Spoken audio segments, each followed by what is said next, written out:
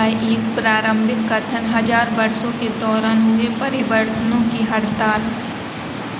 प्रश्न क्रमांक 1 ऊपर दिया चित्र सिंचाई की इस प्रौद्योगिकी की का है राहत।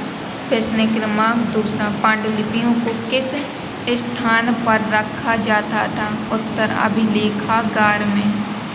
प्रश्न क्रमांक 3 मध्य युग में आने वाला कोई भी अनजाना व्यक्ति जो उस समाज या संस्कृति का न हो कहलाता है विदेशी।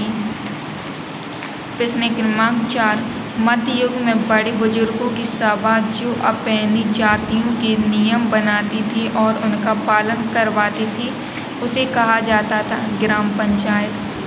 प्रश्न क्रमांक 5 राजपूतों के पराक्रम और स्वामी भक्ति का गुणगान करते थे सैनिक और सेनापति।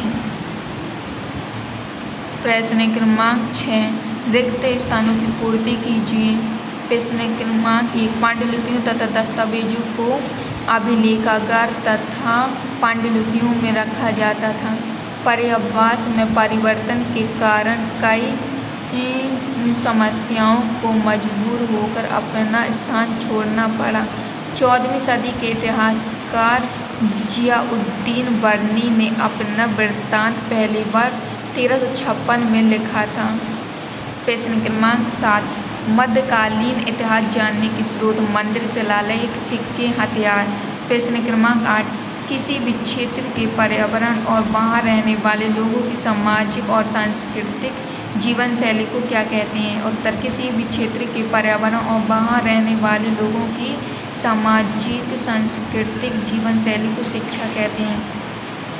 अंग्रेज इतिहासकारों ने भारतीय इतिहास को कितने युगों में बांटा है? उनके नाम लिखिए। अंग्रेज इतिहास ने भारतीयों को 3 युगों में बांटा है हिंदू मुस्लिम ब्रिटिश।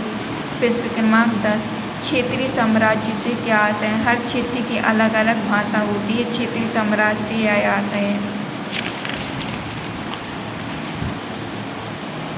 प्रश्न क्रमांक 11 अभिलेखागार से क्या आशय है?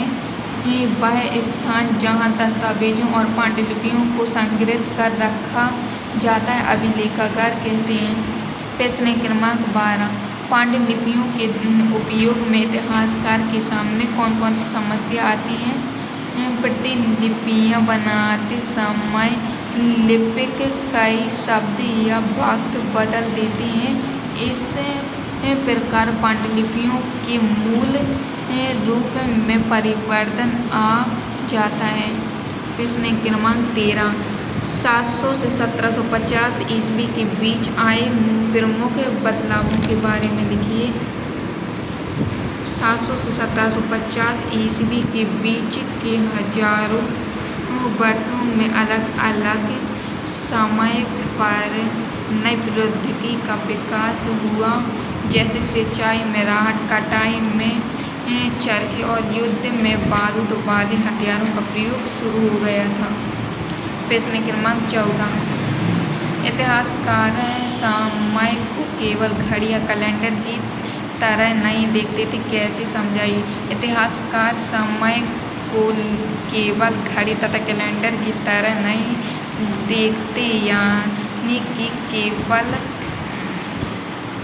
घंटों दिन या वर्षों के बीतने के रूप में ही नहीं देखते हैं। उनका नज़रिया यह है कि